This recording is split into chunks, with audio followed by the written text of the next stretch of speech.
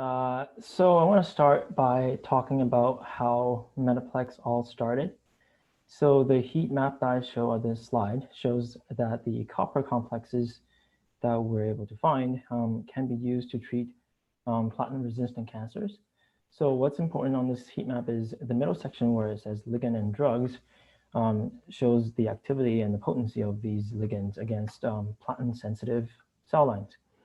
And you can see that by binding copper and forming copper complexes, these ligands become a lot more potent against these platinum-sensitive cells. So despite that promising feature about copper complexes, we do face challenges of developing metal complexes, and that's primarily due to solubility issues. So the majority of the therapeutically active metal complexes are essentially insoluble. So here you can see from this little flow chart, you can see that when ligands are added to the metal, it forms these metal complexes that precipitate out in solution. So in fact, 70% of the compounds that have been shown to be potent in vitro never really translate in vivo, primarily because of solubility issues. So improvement in apparent solubility for these drug candidates is essential for their development pharmaceutically. And one of the strategies that we propose is the Metaplex platform, which enables the preparation of these poorly soluble drugs into injectable formulations. So here you can see from the left to the right, we have these metal-containing nanoparticles that when these poorly soluble small molecules are added to these nanoparticles via remote loading, they form these metal ligand coordination complexes. And this results in the formation of these encapsulated metal binding small molecules. So that's represented by these green spheres. And then these will then be injectable and result in our injectable Metaplex formulations, as shown in that syringe on the right. So clearly, Metaplex improves the solubilities by many orders of magnitude. So here in this diagram, just wanted to show that on the left, we have a non-Metaplex form of the metal complexes, and you can see that it precipitates out, and you can't possibly administer this parenterally. Now, in contrast, we have the Metaplex form of the same product. You can see the uniformity of this this formulation. There's no precipitate seen. So this can be used parenterally. And as this figure shows here, of the 5 different compounds that we tested, the Metaplex form shows a huge magnitude of improvements when compared to the free drug form in terms of solubility. So one of the examples I want to use to illustrate the robustness of the Metaplex technology is a compound called Flavopiridol. So it's a semi-synthetic flavonoid, and it's used to target multiple cyclin-dependent kinases. So these include CDKs 1, 4, 6, 7, and 9. So as a single agent, Flavopiridol has reached phase 2 clinical trials against acute myeloid leukemia, but the trials have since been stopped due to a lack of clinical activity as a result of an interaction with certain proteins. So on the bottom there is the molecular structure of Flavopiridol. So fortunately, Flavopiridol is a copper binder. So as shown in this diagram by the red dot, that's where the copper chelation site is. And by binding copper, it forms a copper complex as shown on the right side of this arrow right here. And then by using that propensity of Flavopiridol to bind copper, we can then encapsulate Flavopiridol into liposomes that contain copper ions in them.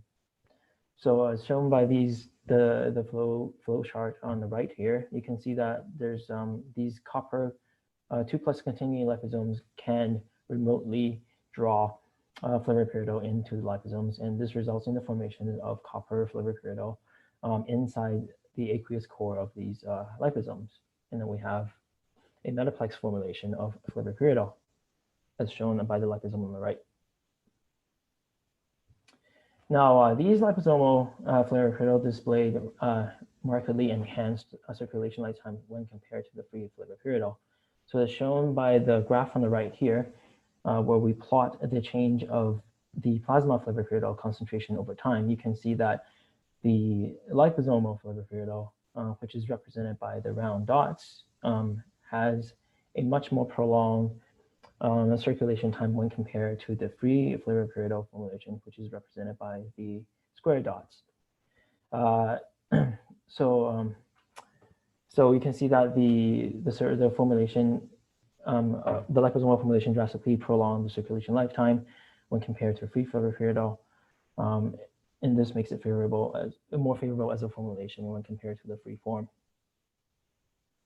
Now, when we look at the activity level of the liposomal flavopiridol, we can see that the at equivalent doses, liposomal flavopiridol was also more active. So here we inoculate these tumor cells into immunocompromised mice. And when the tumors are set and they are palpable, we then inject our test agents intravenously. So the mice are dosed on the multi-dose schedule. So that's Monday, Wednesday, and Friday for a duration of 2 weeks. And you can see on the bottom there where we plot the change in mean tumor volume against time. We saw a significantly more activity with the liposomal flavopiridol when compared to the free flavopiridol at equivalent doses of 5 milligrams per kilograms. So the red arrows on the x-axis just indicates when the mice were treated. So you can see that by treating it with liposomal form, it resulted in either tumor regression or much more delayed tumor growth. So clearly, there is a function of flavopiridol, or the Metaplex platform in treating cancer, but we do find the opportunity for inhalable formulations. This is particularly relevant during our time in the pandemic. So an example is illustrated with Favipiravir. So Favipiravir is an antiviral drug that has been shown to be an emerging antiviral option in treating COVID-19. However, Favipiravir is administered as an oral drug, and despite it showing potency against COVID-19, it does have a lot of limitations. And as shown in this chart right here, you can see that Favipiravir, when administered orally, cannot result in rapid delivery to the lungs, and it also doesn't result in high local concentrations in lungs that will be desirable to treat a respiratory illness. There's also a low systemic, it also doesn't allow for low systemic exposure. So because of its bioavailability, an oral drug often needs to be dosed at a really high dose, and this results in a safety issue. And also when you administer orally, there is no controlled release of the drug over time, which can be helpful to treat respiratory illnesses. So this is where reformulation strategies could come in for these inhalable formulations. And by using nanoparticles, or in our case, the Metaplex platform, we can then reformulate Favipiravir or compounds like Favipiravir into aerosolized nanoparticles. So the 4 limitations that I mentioned with the oral form of the antiviral drugs will then be alleviated with the aerosolized nanoparticle form. So by changing into an aerosolized nanoparticle form, we can have rapid delivery to the lungs. We can also have it highly concentrated in the lungs, and there will be low systemic exposure because most of it will be in the lungs, and we can also control the release of the drug over time. So to illustrate the robustness of the Metaplex platform in the inhalable form, here we tested a compound called CPI 8317 using this technology. And as shown on the graph on the bottom there, you can see that the free drug is rapidly cleared from the lungs, no matter whether it's being administered orally or intranasally. And by formulating it into the liposomes using Metaplex, we saw more than 500-fold increase in total drug exposure in the lungs. So the formulation can be designed for optimal drug release profile, and you can see the evidence of that with these different formulations as shown on the graph on the left there. So I just wanted to acknowledge the team at Cuprous, so specifically Dr. Marcel Valley, Dr. Thomas Redemeyer, and Dr. Ada Liang, as well as Melfi, and Kevin for their efforts in making these projects work. I also wanted to thank the team at the investigational drug program, specifically Dr. Nancy Dos Santos, Nicole, Eden, and Iwana for helping us with the animal studies. So I hope from my presentation today, these are the take-home messages that you could take with you. So first point is I want you to understand that the Metaplex technology enables the clinical development of poorly soluble small molecules. And the resulting Metaplex formulations show improved efficacy and reduced toxicities. As well, the Metaplex platform is very robust and it can be used to formulate inhalable or aerosolized formulations. Thank you for your time, and I'll take any questions right now.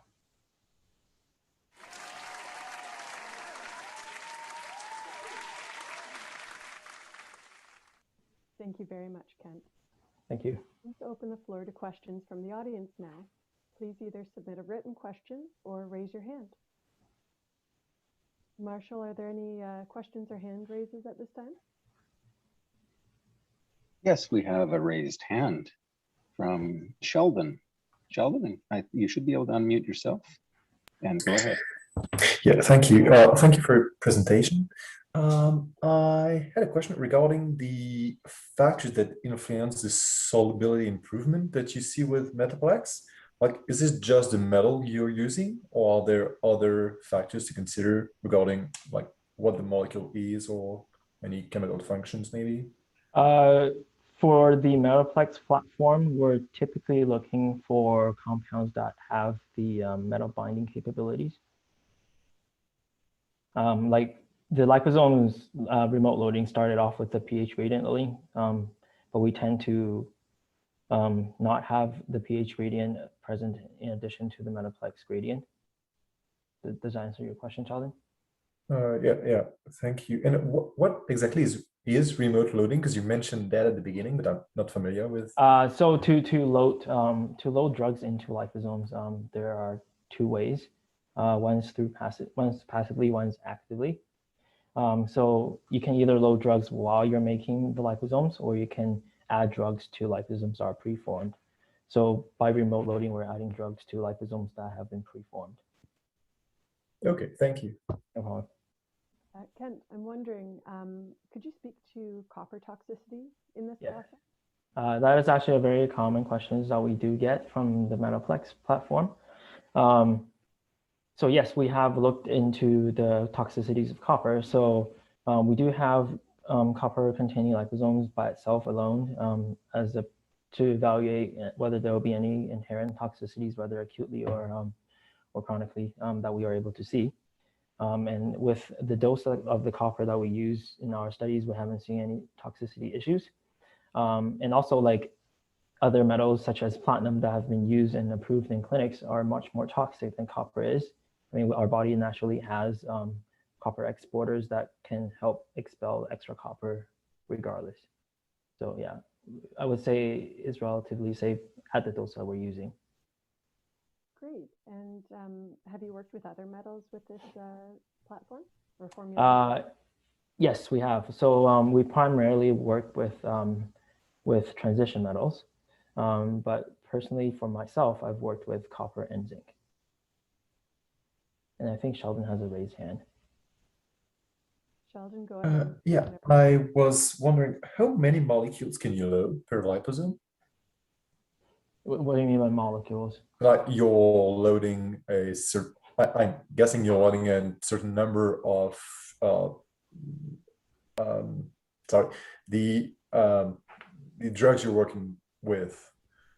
So do you mean like how many different drugs you can load? No, I was wondering like how many molecules of one drug, like is it an order of micrograms, or is it an order of molecules? That would depend upon the amount of copper that's present inside the liposomes.